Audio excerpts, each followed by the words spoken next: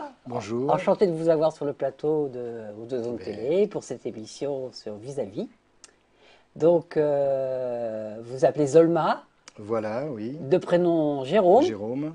Vous êtes, alors vous allez vous présenter tout simplement. Oui, alors bon, si je suis là, c'est pour diverses activités assez variées. En particulier, la dernière qui me tient le plus à cœur, c'est la littérature, l'écriture de polars. On y viendra peut-être tout à l'heure, hein. Mais avant d'écrire des polars, j'ai fait pas mal d'autres choses. Donc j'étais au départ ingénieur agronome, j'ai travaillé un peu dans les fruits et légumes dans la région. Et Mais puis alors, maintenant, je fais vous êtes, carrément autre chose. d'abord, vous êtes né où? Ah, je suis né à Paris. Enfin, oui, je suis né à Paris et j'ai vécu en banlieue parisienne dans le 9-4. Ça se dit pas parce que c'est le 9-3 a pris largement l'avantage sur le 9-4 sur le plan Alors, médiatique, mais c'est pas mal aussi. vous êtes élevé dans quelle famille plutôt Ben, ça, Tout à fait français moyen. Je dirais qu'on pourrait faire classe moyenne? une saga de l'histoire de France du XXe siècle avec l'évolution de ma famille, de la paysannerie, avec la montée à Paris La montée à Paris, et le puis la fonction- redescente et puis, de la génération qui suit voilà, c'est ça. parce que C'est c'était un ça. peu trop dur là-haut. Voilà. Donc vous faites, vous vivez dans cet environnement parisien. Mhm. Puis à un moment, l'idée vous vient parce que c'est pas anodin de dire on va faire ingénieur agronome. Mais je crois que J'ai toujours- tout- oui, tout- oui, non, mais C'est pas anodin quoi. Je veux dire c'est pas l'étape. du tout anodin, non. C'était déjà Et- et- premiers tests scolaires montraient que j'avais envie de m'évader vers la nature. Voilà, il y avait Ouais, un non, côté mais- évasion. ouais, c'est vrai que je vivais en banlieue, hein, donc pas à Paris, avec l'aspect culturel qu'on met en avant, etc. La banlieue, c'est pas ça, hein. D'accord. C'était déjà à l'époque un milieu dur et pas tellement épanouissant. Donc vous saviez que le fait d'aller à cette école d'ingénieur allait vous sortir. Je savais, c'était un des objectifs, c'est sûr. De Vous aviez des sortir frères et de- des sœurs? Oui, j'ai un frère, oui, oui, qui est resté d'ailleurs en région parisienne et qui curieusement vient me voir plus souvent que je ne vais le voir. Oui. Et C'est Ça je comprends. c'est Hein, la je le comprends. transhumance classique des Parisiens Ah, vers ici, oui. Voilà, à partir de Montélimar, le nord de la France, Voilà, nous, exactement. on met les essuie-glaces. Ouais. Tout à fait. Voilà. Vos parents, ils faisaient, votre père, il faisait. Alors mon père, il était comme moi, il a fait plusieurs activités dans sa vie. Il a démarré vigneron dans le Languedoc-Roussillon, c'est le berceau familial en fait, hein, Ouais. du côté de Carcassonne. Ensuite, pour des raisons familiales, il n'a pas continué l'exploitation. Il a eu une boucherie pendant pas longtemps. Vigneron, boucher. Et après, c'était les C'est pas rien l'histoire de l'environnement de la boucherie. Hein. Oui, voilà, oui. C'est délicatessen, comme on dit. C'était un peu ça, apparemment, il n'a pas apprécié. Et c'était l'immédiate après-guerre. À cette époque-là, en claquant dans les doigts, on trouvait du boulot. C'est une période qu'on oublie complètement. Ouais. Et donc, il a fait un stage pour être dessinateur industriel, une formation de 6 mois, parce qu'il avait été en troisième au niveau scolaire. Et donc, après, il a fait toute sa carrière là-dedans, comme employé, disons, technicien de bon niveau. Donc, disons qu'il ne se prenait pas la tête comme aujourd'hui pour trouver du boulot. Il est monté de sa province à Paris le lendemain. Ouais, en fait, c'était il avait- la période des 30 C'était les Glorieuses. 30 Glorieuses. Et en plus, il et travaillait dans les travaux publics, donc il y avait des barrages, des autoroutes à construire de partout, donc il n'y avait pas de souci, quoi. Là, on est dans les 30 pleureuses.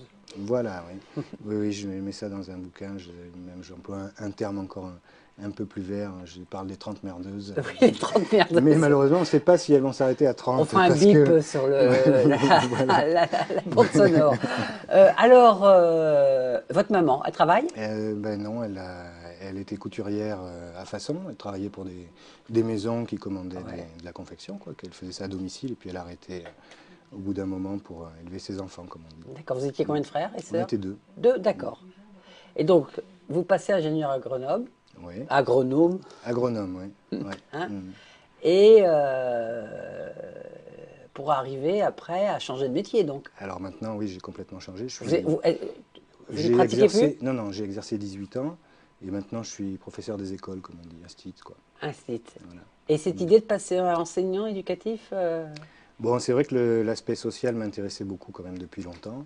Donc là, je suis en ZEP et je suis verni de ce côté-là, j'ai tout ce que je voulais. du côté du Vaucluse? Voilà, à Avignon. Donc Avignon. je réalise tous Ah mes oui, rêves. il y a de quoi faire là-bas. Hein. Voilà, Ouais. dans une ZUP, bien ZUP, quoi, disons, Ouais. avec des élèves très attachants, mais avec leur qualité, puis on va dire leurs défauts publiquement. Ils sont parfois un peu épuisants, mais bon, là, c'est un boulot où on ne triche pas, quoi. Alors, vous avez amené 3 objets, hein. Ouais. Mhm. Donc, en fait, c'est comme Pierre Bottero, c'est de l'écriture. Après, Oui, oui, oui, tout à la fait. Ouais, fonction ouais, ouais. enseignant incite l'écriture est venue. Oui, enfin, j'avais commencé quand même dans mon ancien travail. Ça fait des années que j'écris. La première publication, elle date de 2003, donc c'est D'accord. assez récent. Mais j'étais encore dans l'entreprise. Alors, je vois 3 objets qui ont été Trois amenés. objets, ouais, Alors, vous allez en choisir un. qui représentent un peu cette évolution. D'accord. Bah, je vais les prendre chronologiquement, hein. Chronologiquement, d'accord. Alors, ce truc-là, je ne vous fais pas l'affront de demander aux plus jeunes ce que c'est. C'est un truc qui a accompagné ma scolarité, qui est relié à mes études scientifiques. Et c'est complètement obsolète aujourd'hui. Et en fait, je suis sûrement un des plus jeunes. On aime bien être le plus de quelque chose. Alors, comme je ne suis pas le recordman du monde du 100 mètres, mais je suis sûrement un des plus jeunes individus à savoir me servir de ce truc-là. Puisque un an Ben, d'abord, ce après, truc-là, il a un nom. c'est une règle à calcul. Hein, c'est l'ancêtre de la machine à calculer. Et un an après que j'ai appris à m'en servir, les machines à calculer se Et c'est dur de démocratisaient. servir? Non, non, non, c'est pas dur, non. Non, je peux vous faire Mais, 3 fois 2 si vous voulez. et 3 x 2, ouais, faites. Alors, à l'envers. Donc, on met 3. la barre en face du Ouais, 3. exact. On met Le, le 1 en face de la barre. Et on va lire en face du 2. Bon, je ne suis pas exactement en face, mais normalement, elle est juste. Voilà. En face du 2, on va lire 6. Hein, j'ai dû Ah, décaler un peu. d'accord. Voilà, on peut faire dans l'autre sens la division, puis il y a quelques petits Ah, trucs. bon, ben, et ça Voilà. s'appelle une règle calculée. C'est l'ancêtre de la calculatrice. Oui, alors il y a eu d'autres ancêtres, mais c'est ce qu'on avait à l'école avant les calculettes. Et D'accord. puis un an après avoir appris à m'en servir, ben, on a acheté des calculettes parce que finalement c'était Mais assez vous pratique. calculez toujours avec Ah ça? non, non, non, Non, non. ça c'est fini. Non, je l'ai retrouvé parce qu'on D'accord. m'a demandé d'amener 3 objets. Alors, J'ai fouillé toute ma maison pour la retrouver. oui, J'ai mis un où peu elle de est, où elle poussière, est. voilà. Et ça, c'est toute la période, en fait, c'était vos études, ça. Ça, c'est mes études, ouais. Quand vous repensez à vos études, c'est le sentiment que vous avez. Ah, C'était un moment de liberté, c'était un moment de C'est très pression. très paradoxal et j'en discute souvent avec des gens que je revois, ou mon frère, puisqu'on a suivi un peu le même cursus par certains côtés, enfin on a fait les mêmes établissements. À la fois, moi j'en ai un bon souvenir, mais je m'y suis pas mal ennuyé parfois aussi et jamais je recommencerai, quoi. Il y avait des côtés sûrement négatifs, de stress aussi, de pression qui font que j'ai pas envie de repasser par là. Mais c'est vrai que j'en garde un bon souvenir. J'ai effacé les mauvais souvenirs de tout ça, quoi. Et vous avez gardé beaucoup de contact avec les Alors, copains ou je n'ai les... gardé aucun jusqu'au bac, des gens que je connaissais jusqu'à ces derniers mois où j'ai découvert un site internet et j'ai renoué tout récemment avec des gens que je n'avais pas vus depuis Par 30 ans. Internet. Par Internet, ouais, par un site. Alors c'est www. C'est Copains d'avance, ça s'appelle. Compas d'avant. Copains d'avance, c'est D'accord. assez couru. Et ça peut Et- concerner tout le monde. Ah oui, oui, il y a presque toutes les écoles de France là-dessus. Puis bon, si les gens répondent, j'ai appelé, il y a une semaine, j'ai appelé Bon, un bon ben, copain que j'avais pas vu depuis 30 ans, quoi. à savoir, hein, donc pour toutes les personnes, etc. Alors ça, c'est la règle Règle à calculer. la règle à calculer. Hein, très joli objet. Et ça a été aussi, vous étiez doué pour les sciences? Oh, doué, j'étais suffisamment doué pour continuer sans avoir trop de soucis, mais j'étais pas non plus Donc, vous passez quel bac? Le bac bac C, scientifique? bac scientifique, oui. Bac S actuellement, donc. Bac S, oui. Après, vous faites une prépa? Après, je fais 2 prépas parce qu'une ne Deux. suffit pas, ouais. Il ne Voilà. suffit pas, donc deux prépas. Voilà, les gens doués, ils en font qu'une. Bon, donc j'étais dans la moyenne à ce Vous niveau-là. doué. Voilà. Et après, une école d'ingénieur pendant 3 ans. D'accord. Et on apprend beaucoup de choses à une école d'ingénieur, d'agronome, d'agrologie. Grande question. Oui, quand même, parce qu'on ne connaît rien des aspects techniques. Maintenant, on a souvent le sentiment d'un déficit par rapport à l'apprentissage de ce qu'on va être plus tard. Parce on croit, moi je croyais manipuler de la technique, de l'agronomie pure, et en fait, les meilleures carrières, c'est pas ça. C'est des gens qui vont terminer responsables des ressources humaines, gestionnaires, gérer du personnel, etc. Et on n'a pas besoin d'être très calé. Donc en fait, Donc, quand on fait une école d'ingénieur, d'agronome, c'est pour devenir... les meilleures carrières, c'est ça. Bon, il y a quelques personnes qui font de la science à l'état pur, hein, c'est sûr, mais l'essentiel, qui vont travailler dans des boîtes, des grandes entreprises, ils vont Parce que quitter la technique très rapidement. aujourd'hui, on parle quasiment que de ça. On dit, quand on voit la pollution, on dit bravo les ingénieurs d'avoir fait, bravo d'avoir prévu. Il y avait de Ben, magnifiques bocages en Bretagne, en Vendée. oui, ben Ils oui, ont été, mais les haies ont été arrachées, on les a replantés. Après, il y a eu disons qu'il, oui, l'installation des porcheries qui ont pollué les rivières. enfin, je veux dédouaner personne, mais on est pris dans un système duquel, bon, moi, je suis sorti par un biais anormal, je dirais, mais c'est très très difficile d'en sortir. Je peux vous Alors, raconter une anecdote oui. à ce propos-là, parce que mon premier travail, j'ai travaillé dans l'alimentation animale. Et donc j'ai formulé des aliments pour les bestiaux à l'époque de la vache folle. Oh, Et j'ai mis oh, des farines animales. c'est vous les farines C'est moi les animales. farines animales. Alors on est nombreux, hein, Et mais pourquoi vous avez eu cette idée? c'est pas moi qui ai eu l'idée. Mais c'était moins cher que d'autres aliments. Donc Mais on il y a des calculait trucs moins aussi cher. qui sont étonnants. Par exemple, l'autre jour, je lisais dans un Science et Vie tout un article. Alors, en attendant chez le médecin, je lis l'article et ils disent mais pourquoi on apporte du soja alors qu'il y a la luzerne? Oui, mais il faudrait En faire disant la luzerne avait autant de valeur énergétique, alors que la luzerne, on sait très bien que ça poussait ça pousse Ouais, presque mhm. comme de la mauvaise herbe dans en France, et qu'on nourrit les animaux au soja. Et ça, c'est les ingénieurs agronomes. C'est les économistes surtout, parce que si on fait un calcul économique, on va s'apercevoir très certainement que le soja doit être plus intéressant dans un certain nombre de cas.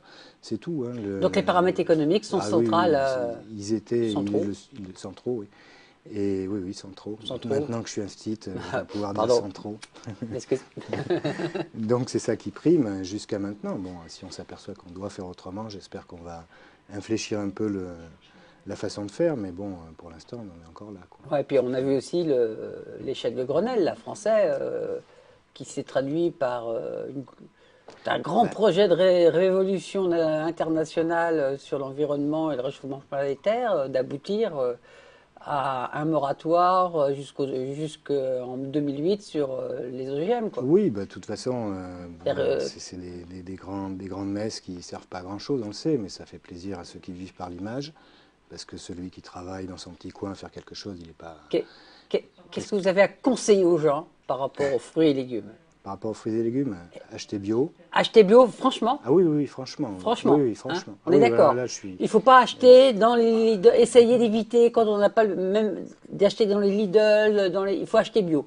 Alors après, moi, je suis un consommateur un peu paranoïaque, et je regarde d'où ça vient. Donc ça ne m'intéresse pas de faire transporter des fruits et légumes qui viennent de partout. Et chez Lidl, pour qu'ils soient moins chers, ils viennent de très loin. Donc ça fait des pollutions par le transport, du monde sur la route, etc. Donc je veux dire, les centres de production doivent être près des centres de consommation. Ça va à l'encontre des idées économiques du C'est siècle comme sur le dernier. yaourt, voilà. Oui, tout à fait. L'usine, il a les traité en Normandie, il est traité, Et tout à fait, il est traité à 300 km ou 800 et puis il revient en Normandie. voilà. Donc ça, c'est un non-sens écologique de toute façon. Mhm. J'espère que là-dessus, Vous êtes pas un peu écolo sur les bords? ça m'arrive, hein, ça m'arrive. C'est un défaut personnel, une Ah, je ne sais pas si qualité. c'est un défaut. Non, mais bon, par rapport à ça, tiens, voilà. En 1980, je faisais des études d'agronomie. On parlait de l'agriculture biologique. Alors, c'était des chevelus, des barbus, ils étaient 1% des anormaux, quoi, vraiment Ouais. des rigolos. Et aujourd'hui, 20 ans après, on s'aperçoit que c'est eux qui avaient raison sur un certain nombre de points. De toute façon, on les suit, même si tout le monde ne fait pas du bio. Il y a quand même, tout le monde s'interroge par rapport à ça. Même les traditionnels, ils essayent de regarder comment ils pourraient réduire un peu les engrais, les pesticides. Donc, la philosophie bio, elle a pris. Au Ça bout y de est. 30 ans, alors que c'était des farfelus, hein. Franchement, je peux vous dire qu'on les traitait comme des farfelus. Enfin, l'enseignement, à l'époque, c'était des novateurs, comme René Dumont en 74, quoi, qui avait été lui-même, d'ailleurs, agrochimiste au début de sa carrière, hein, mais qui avait fait le virage, quoi. Alors, vous quittez donc, vous quittez ce Voilà. milieu-là parce que Mhm. c'est un milieu quand même qui laisse une empreinte, hein. On peut pas, Ah oui, oui, on il peut laisse pas il regarder laisse une empreinte, tout à une fait. Non, plante non, sans mais savoir. je renie rien et je regrette pas, hein. Ça fait partie de la formation aussi, Voilà. personnelle de l'individu, d'avoir bossé dans les entreprises, d'avoir vu comment ça fonctionnait, hein. Mais je suis content d'être instit aujourd'hui après avoir travaillé dans un milieu économique plus classique, je dirais, de ne pas avoir fait de l'école à l'école. Il y a un film qui est sorti là, c'est ce qui s'appelait, qui sortait et qui montrait un réalisateur allemand qui montrait les chaînes de production de l'agroalimentaire, Oui. Mhm. qui s'appelait, le nom m'échappe. Oui, oui. Oui, bon, c'est pas grave, on retrouvera le nom et on voit avec horreur comment on traite les poussins, avec, Ah bah ça, c'est effectivement le cas on d'école, les hein. prend, on les prend, on Euh, les verse sur la des densité tapis. des poulets de batterie, ça c'est quelque chose C'est abominable, hein. d'abominable. Ils savent même pas marcher, Ouais. qu'ils sont déjà tués, les pauvres Mm. bêtes. Bah, c'est pour ça d'ailleurs que quand il y a un problème comme la grippe aviaire, on a peur parce que ça va se développer à une vitesse grand V dans des Oui, conditions d'élevage comme le ça, mode quoi. de Ah, le production. mode de production, ouais. Mm. Voilà sur l'agriculture. Voilà. Alors, donc, deuxième Je la objet, pose parce que j'aurais peut-être pas de calcul à faire hein, tout de suite. pas tout de suite, ouais, on D'accord. calculera la note à la fin. Alors, le deuxième objet, c'est Alors Histoire de chronologiquement, France. oui, alors là Oh là, ça a trait ça, à il est beau mon, en plus ce livre. Alors, on va le montrer à la ça a caméra, à trait à Clara. mon travail d'instit.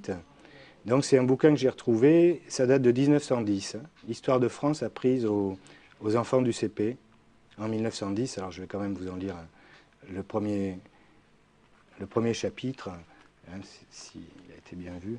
Pas tout, hein, c'est pas long, mais... Alors, Alors, leçon d'histoire. alors l'histoire commence à la Gaule indépendante et barbare. Alors je vous lis que le résumé. Nos pères les Gaulois vivaient dans les forêts de la Gaule. Ils étaient grands, forts, braves et querelleurs.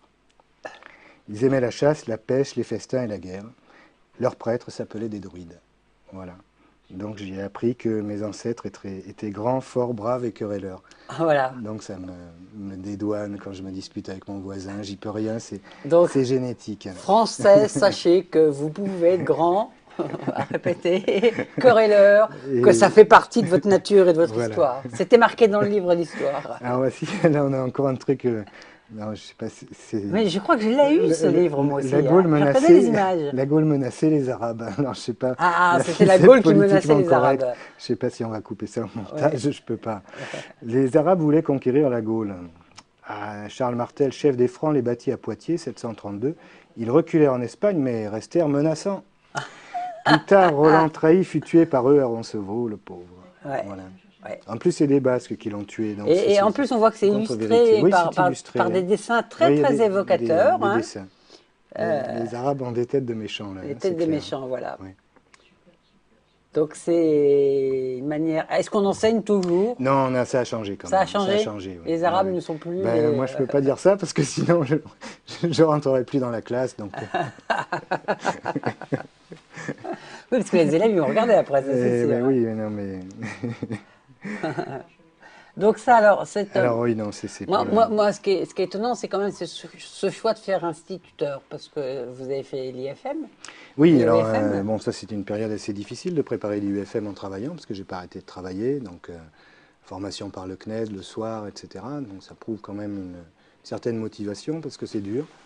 Reprendre des études à 40 ans passés, même au niveau scientifique, je ne me souvenais plus de rien, quoi, en fait. Donc les premiers temps, c'est dur, parce que des exercices de quatrième ou de troisième, on sèche, on arrive à une solution, on regarde derrière, vous savez, comme dans les mots croisés, la solution elle est de l'autre côté, retourner, on regarde, Ouais. non, c'est pas ça. Mince, qu'est-ce qui se passe? Donc voilà, ça a été un an assez difficile pour préparer le concours. Bon, je l'ai eu. Je ne sais pas si je l'aurais retenté d'ailleurs, parce que c'était vraiment trop dur psychologiquement, quoi. Et puis après, un an de formation à l'IUFM, et après, plongeons dans le grand bain avec ces chères têtes blondes. Voilà. Classe de CP? Non, non, j'ai jamais eu de CP, non, j'ai un CM1. CM1, Ouais, d'accord. je préfère avoir des grands. Quand Alors, comment ils sont nos jeunes dans ces... oh, Parce que c'est vrai que dans le sud, et surtout dans la région de Marseille, on côtoie beaucoup de jeunes qui sont arrivés, ils sont nés dans les cités, ouais, qui ont développé une forme de culture. Et puis aussi, on s'aperçoit qu'il y a autant de potentialités et que l'image qu'on a, la représentation, n'est pas forcément la réalité. Alors, on en est où par rapport à ça? C'est mon public. Bon, il y a des difficultés scolaires classiques plus importantes qu'ailleurs, c'est clair. Ouais. Parce que, comme pour tous les enfants d'ailleurs qui ne sont pas de langue maternelle française, hein, il y en a beaucoup, primo-arrivants ou pas là depuis très longtemps, qui parlent une autre langue à la maison. Donc forcément, le français, ils sont en difficulté. Par contre, on voit bien qu'au niveau mathématique, au niveau de nos résultats, on n'est pas loin des moyennes, avec des gamins dont pour la plupart, ce n'est pas la priorité l'école forcément, il faut voir ça, hein, c'est des milieux sociaux. Bon, je pourrais vous en parler longtemps, on a des cas très très compliqué, des gamins dont l'eau a été coupée parce que les parents ne payent pas. Oui, donc il y a vraiment Enfin, une je veux dire, situation sociale. Vous sentez cette pauvreté qui marque? ah, c'est clair, oui, oui, oui, c'est clair. Oui, oui. Ça aussi, Ouais. ça m'a remis d'ailleurs les choses en Alors, place, parce qu'on le voit à la télé, mais quand on est dedans, bon, il y a... nous, on est en pleine campagne municipale Mm. et je crois que la majorité des candidats ont mis le terme sécurité quasiment dans Oui, les trois mm, premiers éléments, trois ou quatre premiers mm, éléments de mm. la. Qu'est-ce que vous en pensez de ça aujourd'hui? Bah, c'est forcément une demande des gens plus classiques, hein, des quartiers un peu plus huppés, Est-ce d'avoir que- de la est-ce que- sécurité. Maintenant, enfin, ce ne serait pas ma première demande vis-à-vis d'un État. Maintenant, je comprends que le jour où on l'a plus, bon, je connais le cas du Brésil, par exemple, où il y a où on peut plus sortir de chez soi, c'est une privation de liberté. Donc forcément, c'est vrai que quand même, on ne peut pas l'éluder complètement, il ne faut pas faire d'angélisme. Maintenant, ici, moi, je reste quand même serein, je me balade sans souci dans mes quartiers. Bon, je ne ressens pas non plus une pression comme dans le Bronx, quoi. Hein, Ouais. c'est pas...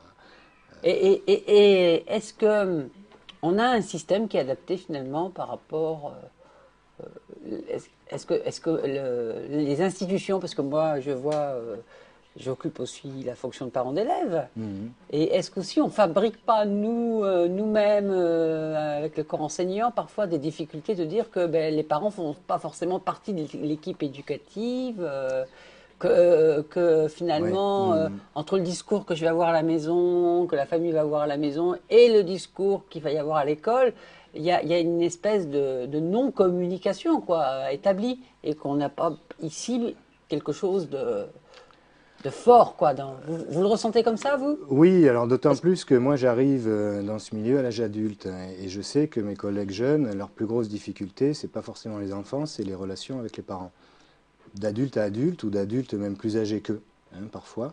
Et ça les gêne beaucoup. Alors que bon, moi j'ai été dans un boulot de communication avant, c'est pas quelque chose qui me gêne. Maintenant, dans nos milieux, l'influence pédagogique des parents d'élèves, elle est quand même très très limitée. Ils rentrent dans l'école, on essaye de les amener le plus possible, mais c'est pas non plus, c'est pas du tout naturel pour eux, quoi. Hein. Oui, mais ils rentrent dans l'école, c'est pas naturel pour eux, mais on les a jamais vraiment invités Mais non plus, quoi. on essaye, nous, dans certaines Moi, écoles, moi, et je en me ZEP, souviens on d'une. essaye justement de les faire venir. Hein, Moi, je me souviens d'une. Quand mon fils Théo est arrivé, parce que c'est un exemple concret, est arrivé à l'école en CP, et ben, ça a été bon, le règlement intérieur, c'est si, il faut pas faire ci, il faut pas faire ça. Les parents, vous n'avez pas le droit de rentrer, il faut les prendre à telle heure, etc. Il y a un moment donné aussi où on sent pas forcément. Oui, voilà, les parents qui arrivent, quoi. Oui, bon, bah là, je peux pas parler pour tout le monde. Hein. Nous, comme on a ce problème de Non, mais c'est important parce que non-représentativité, non, non, mais je sais bien. Ouais. les Mais je suis téléspectateurs, ils dans un cas sont. très très particulier par rapport à ça. Nous, on a un manque Vous êtes dans une de... école Freinet. Non, non, non, non, c'est une Non. école ZEP où les parents ne rentrent pas naturellement. Donc nous, on fait tout ce qu'on peut. Ouais. Il y a des réunions hors temps scolaire, même pendant le temps scolaire, sur des débats, des sujets du quartier qui se tiennent dans l'école. Donc on fait tout ce qu'on peut pour les attirer. Mais là, c'est eux qui ne viennent pas parce que c'est pas dans leurs mœurs à l'heure actuelle. Mais c'est ces parents-là qui sont un peu différents, quoi, je dirais. Vous- C'est un milieu, déjà, ils parlent peu français, donc il y a quand même une grosse barrière avec l'institution. Hein. Donc c'est clair que là, on a beaucoup à travailler. Ouais. Est-ce que vous comptez faire ce métier jusqu'à votre retraite? Euh, Mauvaise non, question. oui, On a le droit à un joker. j'ai un Hein. joker. Ouais. Non, mais c'est pas, je l'utiliserai pas parce que je dirais que j'en sais rien. C'est vrai que l'âge de la retraite reculant, j'ai un peu des craintes par rapport à ma capacité à me retrouver devant des gamins de 8, 9, 10 ans à l'âge de 60, 65 ans. C'est une question que je me pose. Hein. Il y a sûrement des très bons instituts à cet âge-là. Peut-être que je serai dedans, j'en sais rien. Mais il y a un décalage d'âge qui peut être peut-être trop important. Donc je verrai comment je me sens et quelles sont les barrières, disons, à descendre s'il y en a, quoi. D'accord, très bien. Alors, Alors le troisième. le troisième, alors, c'est très drôle hein, parce que Zolma, alors, Zolma est mort, alors je lis parce que peut-être que vous ne lisez pas bien, Zolma mort en sauce, Maggiore. Et édité par Krakowen, c'est ça? C'est ça, voilà. Voilà. Donc on sent bien déjà un petit côté turbulent dans cette manière de présenter les choses. Ah, là, celui-là, oui, il est particulièrement. Hein? Alors, c'est à la fois... Alors donc, vous êtes écrivain voilà, de romans policiers. roman policier, oui. Alors, être écrivain de romans policiers, c'est quoi comme univers? Ah, alors là, Est-ce qu'on pioche dans son environnement? Ah oui, on pioche dans son environnement, ça c'est clair, dans ses souvenirs. Oui, oui, moi je suis une éponge, hein, je veux dire, toutes les... Bon, on en parlait hors antenne, pourquoi pas un scénario de polar sur un plateau télé, hein. D'ailleurs, ça c'est déjà fait, et bon, c'est vrai que c'est... Dès que je suis quelque part aujourd'hui, oui, je me pose la question de... Non pas qui je pourrais tuer. D'accord. Quand même pas. Il y a quelqu'un qui vous pensez là? Non, Non, je suis pas là j'ai depuis posé assez des longtemps. questions désagréables. Mais, Et vous avez beaucoup comme ça? Vous en avez tué beaucoup voilà, dans en votre plus vie? c'est pratique, on met des... Règlement, en fait. Est-ce Ah que oui, vous des réglez règles. des comptes sur ça? Dans celui-là, il y a des règlements de compte, ouais. Ouais. Ouais, il y a des règlements de compte. Comme c'est assez caricatural, les collègues qui travaillaient dans le même milieu, qui l'ont lu, de temps en temps faisaient des hypothèses sur tel ou tel personnage. Ouais. Est-ce que c'est ce qu'on appelle un Paris-Brest? Alors, qu'est-ce que vous appelez un Paris-Brest? Je connais le gâteau, le train. Ouais. C'est-à-dire que c'était les petits romans qui se lisaient de Paris à Brest, Oui, et pendant les 8 heures. Il peut Voilà. oui, se lire de Paris à Brest, ouais. Alors, Et même de Paris à Avignon. c'est quoi qui habite parce que écrire des romans policiers, on a un mobile, on a quelqu'un qui va tuer, Oui, pour un mobile particulier, qui va dissimuler oui, ou qui va faire accuser quelqu'un d'autre.